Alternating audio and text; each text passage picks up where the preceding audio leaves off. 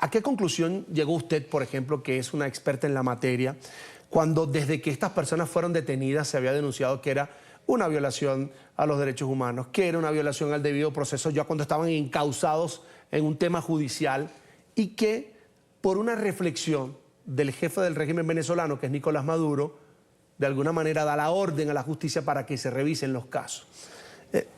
¿A qué conclusión llegaron ustedes después de que pasó lo que pasó primero? Son terroristas y luego hay que revisar los casos porque estoy seguro, dijo Nicolás Maduro, que hay personas inocentes. ¿En qué quedamos?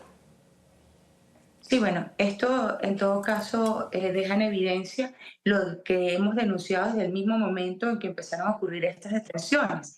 Y es que efectivamente se trataba de detenciones arbitrarias que ocurrieron en el contexto de manifestaciones a nivel nacional. Pero sin embargo, muchos de los casos que nuestra organización acompaña, ni siquiera tenemos relatos de que algunas de estas personas estuviesen participando siquiera en manifestaciones, que vale decir el derecho a la manifestación pacífica es un derecho humano consagrado en la Constitución Nacional y también en pactos y tratados internacionales suscritos por la República. Pero en todo caso, ciertamente esto deja en evidencia que se trataron de detenciones arbitrarias, que se violó el debido proceso en todos los casos, que estas personas además fueron llevadas a procesos judiciales no teniendo el ejercicio pleno del derecho a la defensa, porque recordemos que en todos los casos se le negó la posibilidad de designar abogados de confianza que pudieran sostener, digamos, su defensa ante estos procesos judiciales. Fueron detenidos arbitrariamente, fueron incomunicados por horas, se les negó el derecho a la defensa, fueron presentados en audiencia de imputación,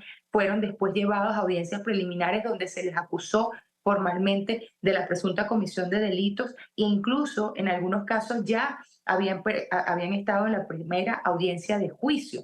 Y ocurre entonces esta decisión de revisar algunas de esas causas y excarcelarlos a través de medidas cautelares. Aquí quiero hacer un par de énfasis, si me permites. Uno, esto, se trata de excarcelaciones con medidas cautelares sustitutivas a la privativa de libertad. Quiero decir que estas personas se mantienen sometidas a esos procesos judiciales.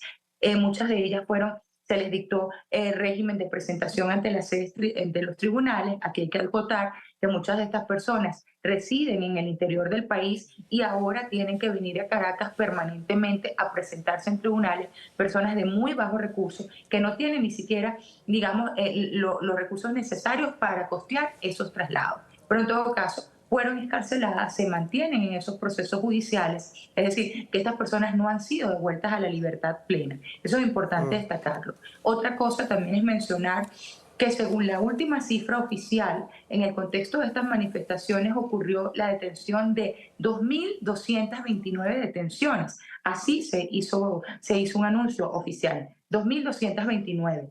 Ahora, el anuncio de revisión de causas es de 225. Quiere decir que estamos hablando de poco menos del 10% de todas las personas que fueron detenidas en el contexto postelectoral.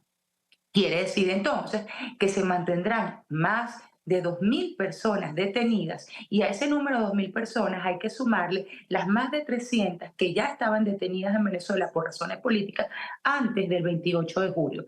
Quiero decir entonces que estaríamos hablando de más de 2.300 personas detenidas por persecución política en Venezuela.